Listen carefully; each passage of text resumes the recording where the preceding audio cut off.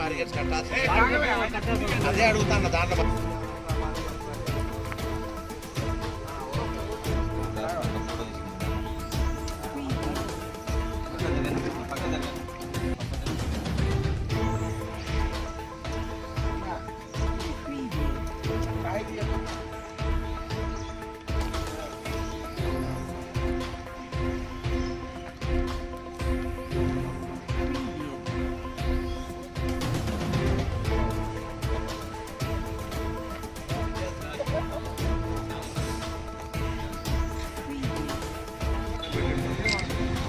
పెట్టుకోండి.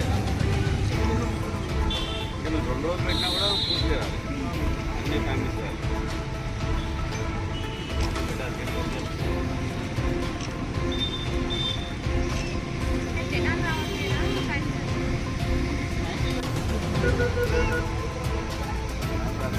జనాలు పెట్టుకోండి.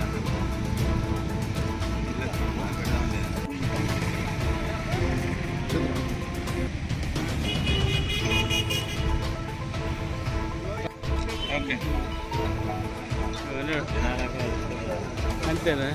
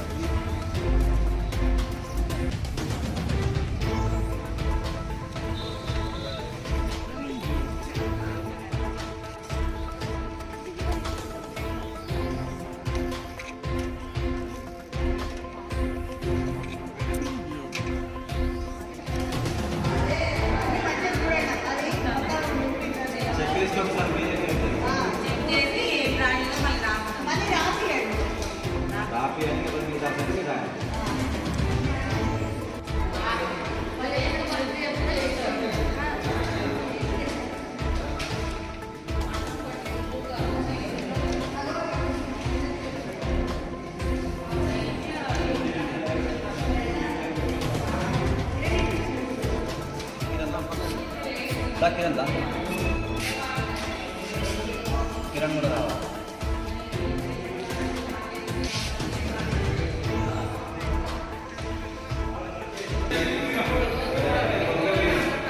యూటీ బ్యాచ్ అండ్ రాయ్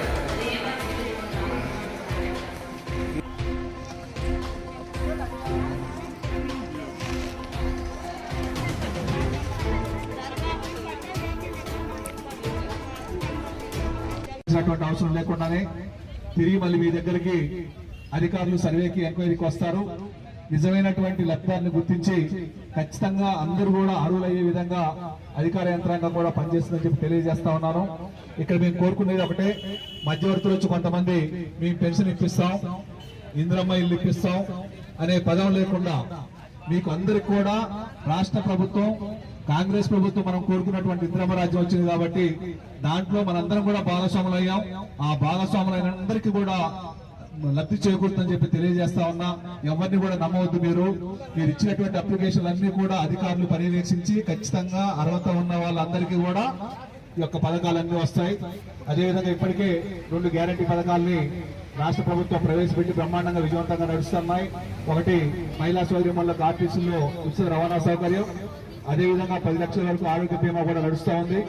దానితో పాటు ఈ రోజున 200 యూనిట్ల వరకు ఉచిత కరెంటుది, అదేవిధంగా మహాలక్ష్మి పథకం కింద 2,500 రూపాయలు ప్రతి మహిళా సోదరిమణికి వచ్చే విధంగా, పెన్షన్ ని 2,000 నుంచి 4,000 చేసే విధంగా, అదేవిధంగా మనందరం కూడా ఇబ్బంది పడుతున్నటువంటి గ్యాస్ బండ్ ఏదైతుందో 1,100 రూపాయల నుంచి 500 రూపాయలు చేసే విధంగా తీసుకురావటం, అదేవిధంగా నిరుపేదలైనటువంటి స్థలం లేని వారికి కూడా స్థలం ఇచ్చి ఇంద్రమ్మ గృహాన్ని ఏర్పాటు చేసే విధంగా ప్రణాళిక రూపొందించబడుతుంది. కాబట్టి దానికి సంబంధించిన అన్ని కూడా మీరు అప్లికేషన్లు పెట్టుకోండి.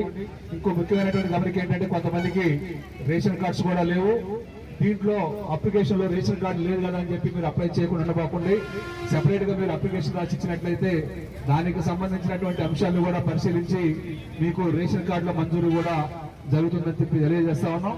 అదేవిధంగా అధికారులకు కూడా ఒక ముఖ్య గమనిక, అధికారులు కూడా వారు వచ్చిన వారికి మీరు సహకరించి అన్ని కరెక్ట్ చేస్తున్నాయా లేవా చూసిన తర్వాత ఒకవేళ కొట్టివేతలు కనుక ఉన్నా మరొక అప్లికేషన్ ఇచ్చైనా వారికి సహకరించాల్సిందే విజ్ఞప్తి చేస్తా ఉన్నాం.